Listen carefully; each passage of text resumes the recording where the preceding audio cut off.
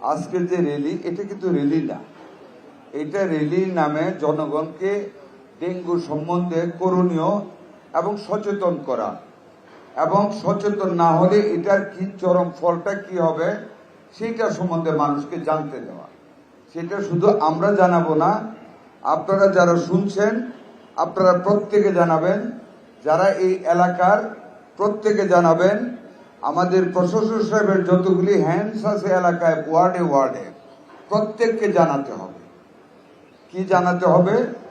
Dengue একটা মহামারী রোগ, ডেঙ্গু মানুষের মৃত্যু ঘটায়। ডেঙ্গু মশা 200 মিটার পর্যন্ত উড়ে যেতে পারে এক বাড়ি থেকে আরেক বাড়িতে মানুষকে কামড়ানোর জন্য।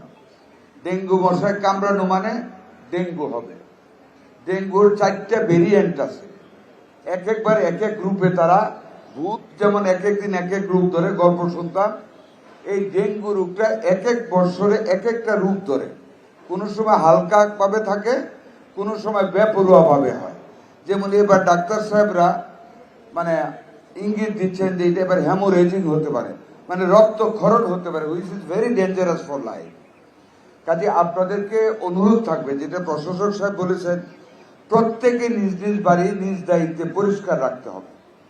গেটের ভিতরে যেন নারিকেলের কোনো খোসাতে বদ্ধ পানি না থাকে, ফুলের টবে যেন পানি না থাকে, যারা ছাদের উপরে বাগান করেছেন টবে যেন পানি না থাকে, বাহিরে আপনাদের রক্ষিত যে টয়লেট আছে যদি অব্যবহৃত হয় তার কমোটে বা প্যানের ভিতরে যেন পানি না জমে থাকে, বাড়ির ভিতরের যে ড্রেন থাকে, আন্ডার ড্রেন অথবা সারফেস ড্রেন, ওই ড্রেনগুলিতে যেন পানি না জমে থাকে।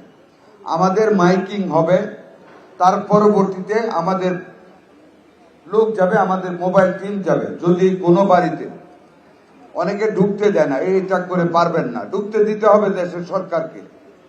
যদি কোনো বাড়িতে ঢুকে আমরা ছাদে পানি পাই, ড্রেনে পানি পাই, বদ্ধ লেট্রিনে পানি পাই,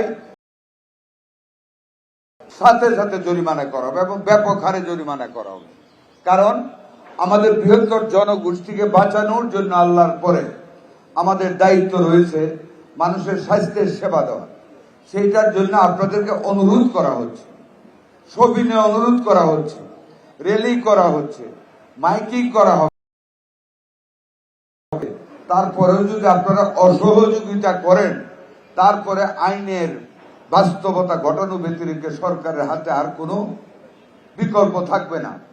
সাংবাদিক ভাইয়েরা আছেন, আপনাদের কাছে অনুরোধ থাকবে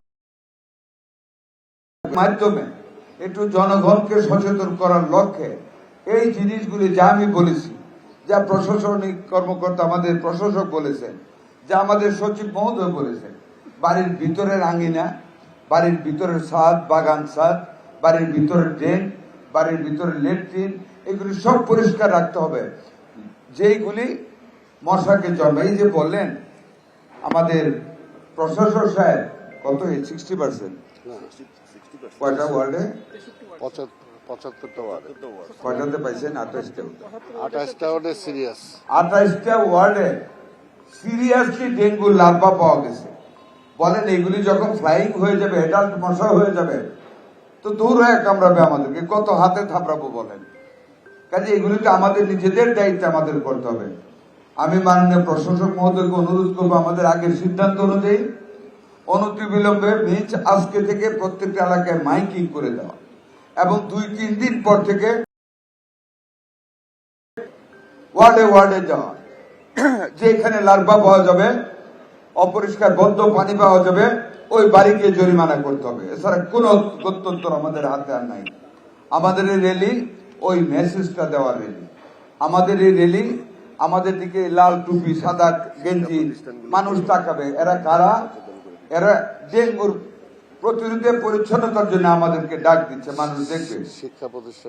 শিক্ষা প্রতিষ্ঠান যেগুলি আছে, প্রাইভেট আর সরকারি, সরকারি বা বেসরকারি, প্রত্যেকটা শিক্ষা প্রতিষ্ঠানের ভিতরে পরিষ্কার রাখতে হবে, পরিচ্ছন্ন রাখতে হবে। ব্যবহৃত বাথরুম, ব্যবহৃত ড্রেন, ব্যবহৃত নারিকেলের সুবরা খাওয়ার, তারপর বাগানের টব, এগুলি সব নিজ নিজ দায়িত্বে পরিচ্ছন্ন রাখতে হবে। সরকারি প্রতিষ্ঠানে যদি এগুলি পাওয়া যায়, ওই প্রতিষ্ঠানের প্রধানকে বড় আকারে ব্যক্তিগত জরিমানা করতে হবে, না সরকারি প্রতিষ্ঠানকে, ওই মালিক কি আমাদের। বেসরকারি প্রতিষ্ঠান যদি পাওয়া যায়, ওই বেসরকারি প্রতিষ্ঠানের নামে বড় আকারে জরিমানা করা হবে।